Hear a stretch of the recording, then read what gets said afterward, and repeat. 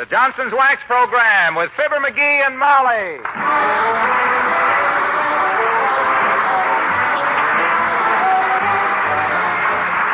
The makers of Johnson's Wax products for home and industry present Fibber McGee and Molly with Bill Thompson, Gail Gordon, Arthur Q. Bryan, and me, Harlow Wilcox. The script is by Don Quinn and Phil Leslie. Music by the King's Men and Billy Mills Orchestra.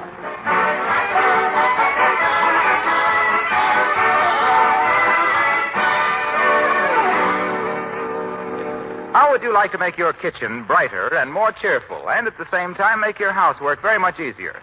Well, both these things are easy enough to do. All you need, a shining film of Johnson's self-polishing Glow Coat on your kitchen floor. Glow Coat makes your kitchen a more cheerful place to work because the shine it gives is so wonderfully bright. In fact, the new Glow Coat shine is nearly twice as bright as before. As for making your housework easier, Johnson's Glow Coat is in a class by itself. There's no rubbing or buffing, so you save time right there.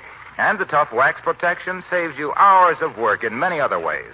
Suppose you do spill something, or suppose the kids do track in dirt. Never mind. Just wipe with a damp cloth, and your kitchen and other floors are clean and nice as before. Yes, you'll like brighter than ever Johnson's self-polishing Glow Coat. Try it. See how wonderful it is to bring out the beauty of the home. Look on the bright side, shine up the right side, bring out the beauty of the home.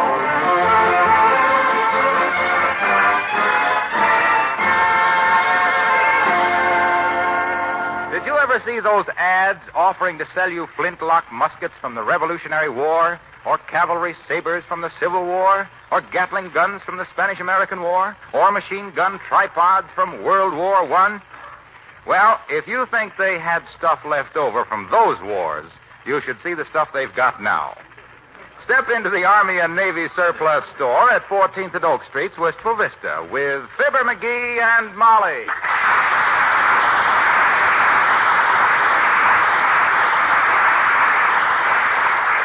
Heavenly days, McGee. Just look at all the things, and everything is so cheap. That's right, Tootsie. Military supplies are the only goods in the world that are expensive wholesale and cheap retail. It all depends on the demand. I mind one time I was crossing a field and a bull took after me. Yeah. I'd have given $300 for a subway entrance right then. 4 weeks later, I rode on the subway for a nickel. See what I mean? Supply and demand. Well, I still don't Hey, understand. here's a bargain. Look at these storm lanterns. Wonderful for storms. Only $4. What do they burn? I'll find out. Hey, Bud, you with the toothpick over there. Yes, sir? What kind of fuel do these storm lanterns take? Those lanterns burn Mazafrizzi, sir. What on earth is Mazafrizzi? Oh, we don't know, madam. That's an Italian Army-type lantern, now obsolete. Oh, won't they burn gasoline? Yes, sir, for a brief period.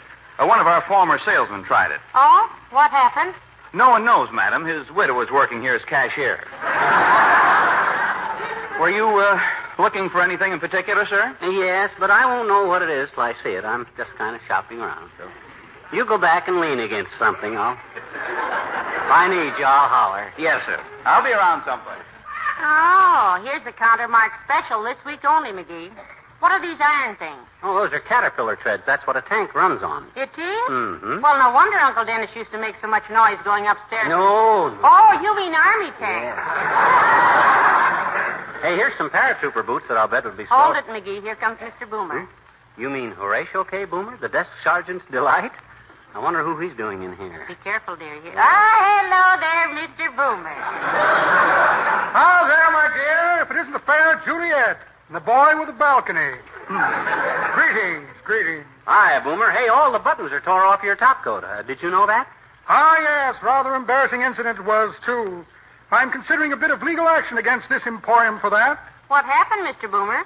Seems I inadvertently buttoned my overcoat around a half-horsepower electric motor and started to walk away. Didn't notice the motor was bolted to the bench until I was brought up short by a rude jerk. That's him over there with a crew haircut. Gross negligence plus insufferable rudeness. Gad, sir, I shall write a letter to the Gazette about this. You just here to pick up a few items, Boomer, or are you going to buy something, too? My boy, I resent the implication, although I admire your perspicacity. Yes, indeed. Matter of fact, I'm just getting an early start on my Christmas shopping. Have a list here someplace. Now, let me see. Where did I put that Christmas list? Ah, what's this? Letter from Deep Freeze Donegan. Deep Freeze Donegan. Yes, Deep Freeze Donegan got his moniker from spending so much time in the cooler. Here's a bobby pin. Been trying for years to pin something on a bobby. Small chunk of beeswax, in case I should ever want to wax a bee. A bottle of nitroglycerin. Good heavens, nitroglycerin. Cleaning fluid, I call it, my dear. Clean out a small bank with this in no time at all. Yes, indeed. What's this? Ah, yes. A receipt from the local hoosgow for 30 days I served by mistake. Entitles me to one petty larceny free of charge. Here's a black mask. Made $800 Halloween night. Playing trick-or-treat with filling stations.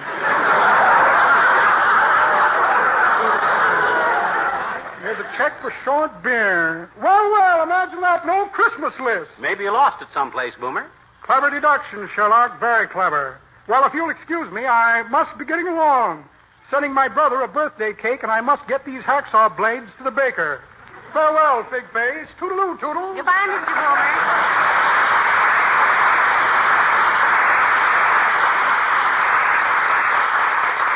Now, look, dearie, I have to run across the street to the Bonton before we go home. Why don't you come with me? No, you go ahead, kiddo. Meet me at the car. I want to look around here some more. All right, but don't you go buying anything foolish now. Remember, we don't really need 3,000 feet of steel cable. Or a demountable Quonset hut. Yeah. Pretty as they are. Don't you worry about me, baby. I'll just confine myself to knickknacks. I don't buy anything that I can't carry in my pocket. See you at the car. All right, sweetheart. I won't be more than 15 or 20 minutes. Hey, Joe. The guy's wife has left. Shall we nail him? Yeah. He looks like he can sell him those old torpedo tubes we have laying around here. Or maybe... But you sell the torpedo tubes yourself, boy. I'm going to make myself a $5 bonus. Like the boss said. You mean? Yeah. Them 16-man life rafts. We haven't sold one since... Ah, there, mister. Made up your mind? Found anything you like? How about some nice hunting equipment? Hunting? What do you got for a guy that likes to hunt, Bud? Mister, I'm glad you asked me that question. I'm quite a hunter myself. Well, now we're getting someplace. What have you got for duck hunting, Bud? You a duck hunter? Well, no. I go more after pigeons. But, if you're a duck hunter, brother, I've got just the thing for you. Now, nothing big now. If it's too big to put in my pocket, you're just wasting your time, because I promised my...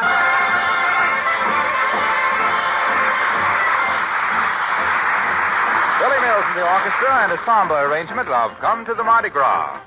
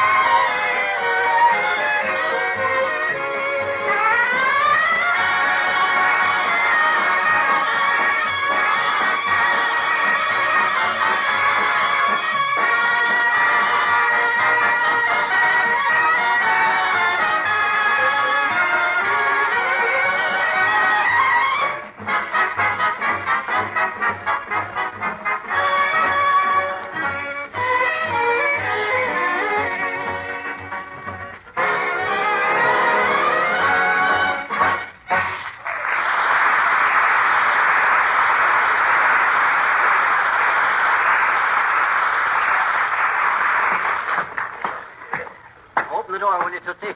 While I lug this thing in the house. Darling, now you haven't told me what it is. No, it's going to be a surprise. Watch it. I'm going to drop it.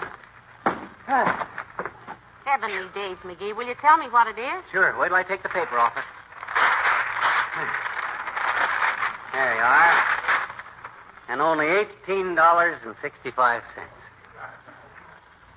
I have one question. What is it? Yes. Huh? That's the question. What is it? What is it? My goodness, woman. You mean to stand there with your beautiful white forehead wrinkled up like a taxicab fender in Times Square and tell me you don't know a 16-man life raft when you see one? Oh, you'll pardon me if I sit down? Huh? I'm a little overwhelmed by the pure ecstasy, the joy of this occasion. A lifeboat. Oh, gee. I'm glad you like it, kiddo. Main reason I bought it is so you could go duck hunting with me and Doc Gamble. Never been room in the boat for you before. Now, let's open her out and see what size she is, huh? In here, why, it won't even fit in our living room. Oh, sure it will, I think. Now, let me see. Move that little table against the wall, baby. Yeah. Shall I take the floor lamps out and bury them in the backyard? No, we got plenty of room now. How do you inflate it? Huh? With the pump you have in the car, it'll take until August of 1967. That's the beauty part of it, Snooky. It inflates itself. Yeah? You see this little cylinder attached to the side here? Yeah. That's full of carbon. It's full of gas. See? All you got to do is turn this gadget here. Now, let's see now. The guy told me to turn it to the... Oh! Hey! What's it doing? Oh! Hey! Run for your life. It's filling the room. Oh, look at my leg. Oh!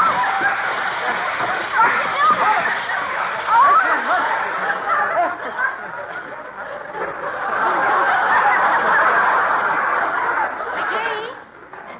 McGee, where are you? Under the piano. Where are you? Sitting in the boat. I'll never know how I got here. Sure don't leave much room to move around in here, does it? Oh, but boy, ain't that a beauty. It's very handsome, I'm sure, dear. Yeah. You know what? Huh? We ought to ask House and Garden to take a picture of this room. Yeah, that might be a very. Can't you just read the caption? Yeah? The interesting living room of the Fibber McGees is predominantly nautical. Huh? The center of attraction is a 16-man life raft, finished in chartreuse, rubber, and filthy canvas. It strikes a new note in interior decoration, combining the charm of old Cape Cod and the more modern atmosphere of the Brooklyn Navy Yard. Gee, I had planned to use it for duck hunting, but if you really think it looks good in here... No. Heavenly days. Get it out. Huh? I'm expecting some ladies in for tea at 4:30 now. Oh, my goodness. I hope this isn't them. Come in. Oh, hi, Doc. Hello, Dr. Gamble. Well, say something, you big droop. Don't just stand there with your eyeballs sticking out like the last two shots on a pinball machine. Give the man a chance, McGee. Maybe he isn't used to calling on people who keep life rafts in their living room. A life raft, huh? Yeah? Well, that's quite a relief. I was afraid for a minute the little boy Blow's bubble gum had gotten out of control. Won't you come in, Doctor? How? Climb over it, you lazy liniment dripper. Move over, Molly. Let Doc in over the starboard gunwale. No, thanks. No, thanks. I'll just stand here in the doorway with one hand on the knob. One question, Jughead. How did you get that thing in here? You didn't slip that slab-sided sloop through the window. No, it's self-inflating, Doc. I didn't really intend to blow it up in here, but I guess I must have jiggled the valve, and the first thing we knew, it was flopping around the room like a dying walrus. Yeah. With company coming at 4:30, too. Come on, McGee. Maybe the doctor will help you get it out of here. Well, that's easy. Just deflate it and drag it out. That brings up a rather interesting point, folks. I don't know how to deflate it. Well, I'd like to stay and watch you get out of this one, Fumblethumb. But I've got to be at the armory in 15 minutes. The armory, Doctor? Oh, this is Armistice Day, isn't it? Yes. Yes, and I'm National Guard surgeon. Oh, that's right. Too bad you're a little too antique for the National Guard, McGee. Huh? A little soldierly exercise and a little less bread might work some of that shortening off Mammy's little baby. Look who's talking. You carry enough lard yourself to French fry Fink's mules.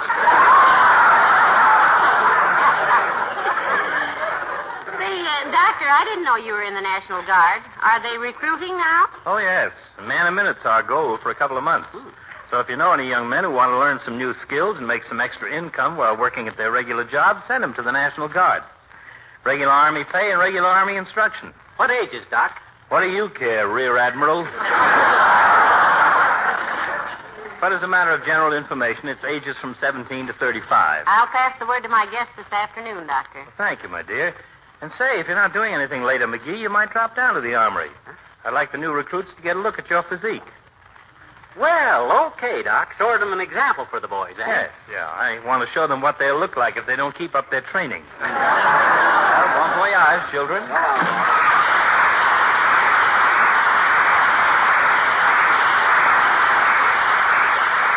Come on, McGee. We got to get this thing out of here so I can put the room back together again. Yeah, maybe I can drag it in the dining room and work on it in there. Oh, my gosh, this thing weighs a ton. I can't even budge it. Well, try standing on the outside of it. You're standing in the boat. Huh? Oh, well, even so, I don't think I could Hello, folks. My name's Wilcox, and Hey, that's quite a boat you've got there, pal. Yeah. Hey, do you know anything about life rafts, Junior? Just enough to stay away from them. What makes that other end so much higher? The piano is under that. Hey, by the way, Omaha. Yeah? Look, I've been wanting to ask you something about that radio show you do on Saturdays. Mm-hmm. You know, where you get $4 million in a box of duds if you let him scorch you in the face with a fire hose and run over you with a streetcar? Oh, you mean Ralph Edwards or Consequences? Yeah, that's it. What about it, pal? Tell me something. Who is Miss Hush? McGee, now you have no right to ask him. Besides, I don't know, pal. Honestly. Only 2 people know for sure, and I'm not one of them. Come on, Junie, now. Don't get cagey with me, boy. One guess, and you tell me if I'm right or wrong, huh? Is it John's other wife? She's got a second for Santa Claus. Don't be silly, McGee. Huh? In the first place, Mr. Wilcox doesn't know, and besides, it's Miss Hush. Look, pal, they wouldn't dare tell me who it is before the contest is over. You know how gabby I am. Mm-hmm. Well, I just thought I'd try, Omaha. I'm sorry now. Hey, you sure you don't know how to collapse one of these life rafts? I don't know a darn thing about them, really. Except for my suggestion to the War Department years ago. What did you suggest to the War Department, Mr. Wilcox? Well, I suggested that they put a small container of Johnson's wax in every life raft, along with the water and food and emergency stuff. What for? Well, my idea was that all over the world, these rafts would carry Johnson's wax to the farthest corners of the globe. Yeah, but... Because why? Because Johnson's wax is the very symbol of civilization. Yeah, but what... Johnson's wax stands for cleanliness and hospitality and labor saving. Yeah, but... I just thought that Johnson's wax was so thoroughly American and represented such a fine way of life that it should be sent every place. Oh, I'm afraid that idea is not basically sound, Mr. Wilcox. But you see what I mean? Johnson's wax is so connected with home and family and good living. The way it protects and beautifies your possessions. Yeah, but... Floors, furniture, woodwork, enameled things, windowsills, and gives a shield of protection to which dust and dirt can't cling. And besides that... We heard you say that, Waxy. We heard that. But that don't help me get this dad-ratted rubber schooner out of here. What would you suggest? Pal, you've got me. I either got to deflate this thing or chop the floor out and take it out through the basement. That's quite a problem, all right. Hey, I got it. Yes? Yes? Look, here's a terrific idea. Build another floor on the top of the raft. Oh. Nobody will ever know it's here. Oh. It'll make a very low ceiling, of course, but otherwise I think it'll... Waxy. Yeah? Go home. Okay, goodbye, Molly. Bye, Mr. Wilcox.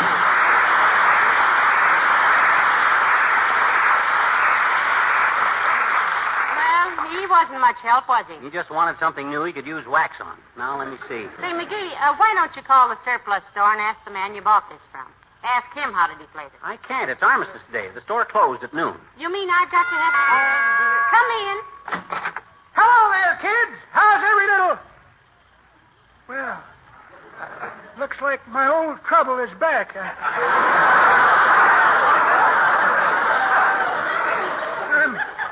I'm seeing things again. Hey, Johnny, you there? Why, sure, I'm here, old-timer. You there, daughter? You're looking right at me, Mr. Oldtimer. Well, that's mighty welcome news, kids. When I come in the door, I'd have sworn I seen you both sitting in a life raft. A life raft? In our living room? Yeah. Big, long, ugly thing, big enough for 16 men. Sure, give me a start. What are you sitting on, kid?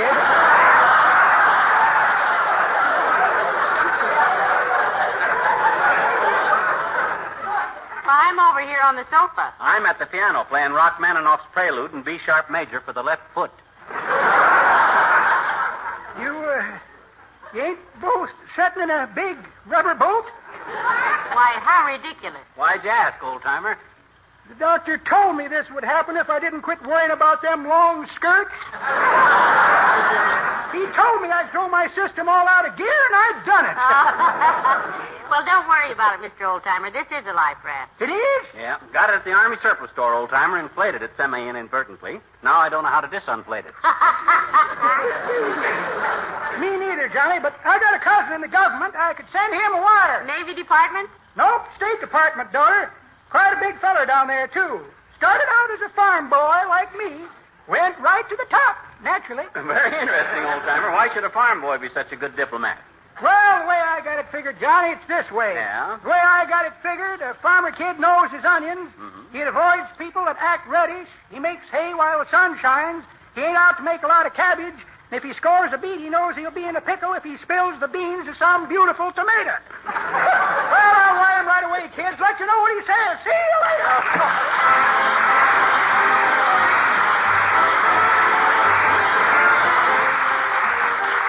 The King's Men and Save the Bones for Henry Jones. Henry Jones makes no bones about his peculiarity. He's peculiar, to be sure. He's an epicure to an extraordinary degree. He eats corn cobs, bottle caps, oyster shells, tea bags. Here's a man you ought to see. So tonight we'll have a supper and eat some food that's rare. Then up at the head of the table, we'll place Brother Henry's chair. Invite all the local big dogs. We'll laugh and talk and eat. But save the bones for Henry Jones, 'cause Henry don't eat no meat. Oh, today we'll go to market and buy a lot of fish. That will be a thrill for old Henry, because that's his favorite dish. Fish. Get a big bucket of molasses, so we'll have something sweet. But save the bones for Henry Jones, 'cause Henry don't eat no meat. Now, Henry was never a drinking man. He rarely takes a nip, And he don't use no serviette, 'cause the things he eats don't rip. Bloop, bleep, bloop. One day we had a banquet. It really was a big. We started it off with some short ribs and all finished up with cake. But when the feast was over, Brother Henry just kept his seat. And we served the bones to Henry Jones, 'cause Henry don't eat no meat. He's a handy man to have about. You never have to throw anything out. Just save the bones for Henry, 'cause Henry don't eat no meat. Not a bite.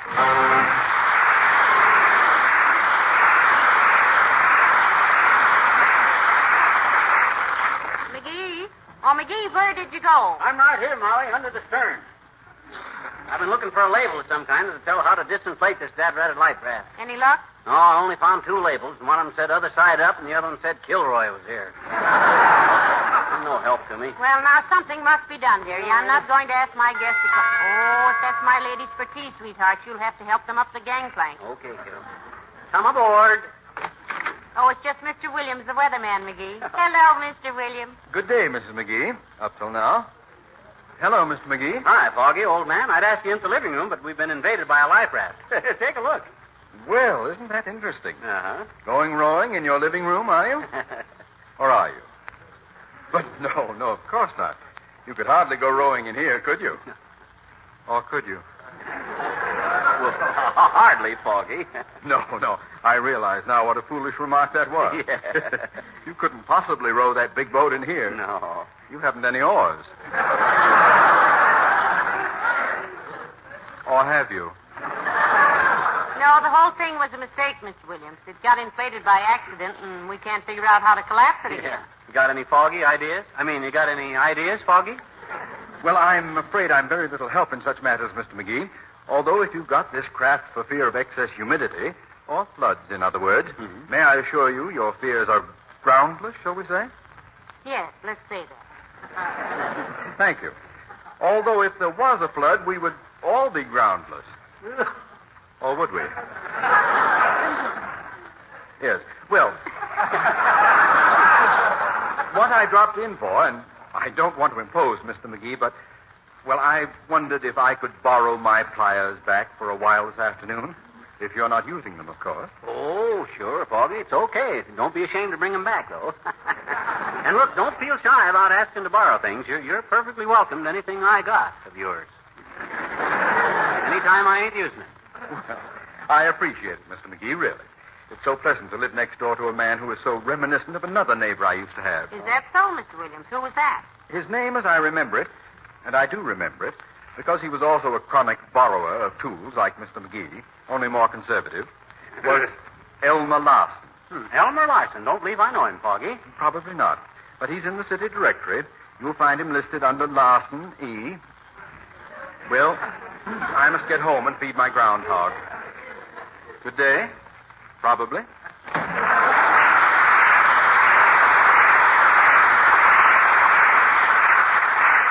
That was a kind of a pointless comment. What do I care what the name of his next-door neighbor was way back in...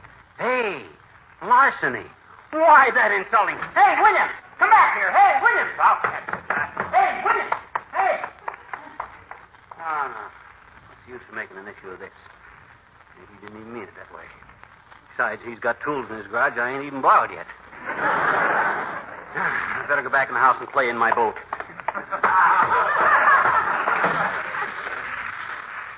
Well, I'll be a... Hey, Molly. Molly, look. Look, the raft is deflating. Yes, I know, dearie. I solved the problem. Oh, my gosh, that's wonderful, kiddo. It's flattening out like a bride's sponge cake.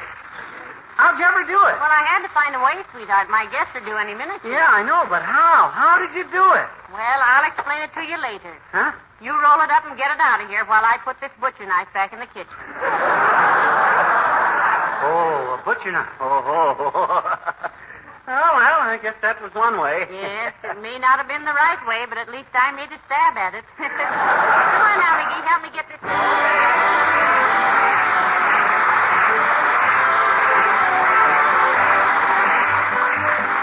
I guess I don't need to tell you that the easy way to have a really bright kitchen floor is to use Johnson's self-polishing Glow Coat. You and all your friends are familiar with this old family favorite. Glow Coat is far and away the most popular floor polish. But here's something you may not know. The famous Glow Coat shine is now brighter than ever. Without rubbing or buffing, Johnson's Glow Coat now gives your kitchen floor nearly twice as much shine as before. Colors come gay and bright. The pattern stands out clear and fresh. And listen to this. The same shining coat of wax that makes your floor so beautiful saves you hours of housework. Dirt and spilled things wipe up just like that. Why, Johnson's Glow Coat even saves you money because it keeps your linoleum good-looking many years longer. Try it and see. Johnson's self-polishing Glow Coat. There's nothing else like it to bring out the beauty of the home. Look on the bright side, shine up the right side, bring out the beauty of the home.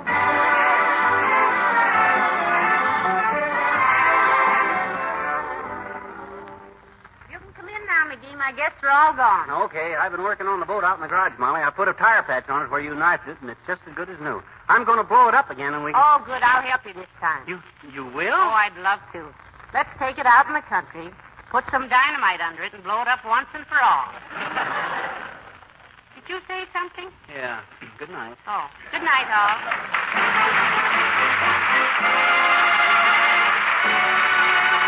This is Harlow Wilcox, speaking for the makers of Johnson's Wax Products for Home and Industry, inviting you to be with us again next Tuesday night. Good night. This is NBC, the National Broadcasting Company.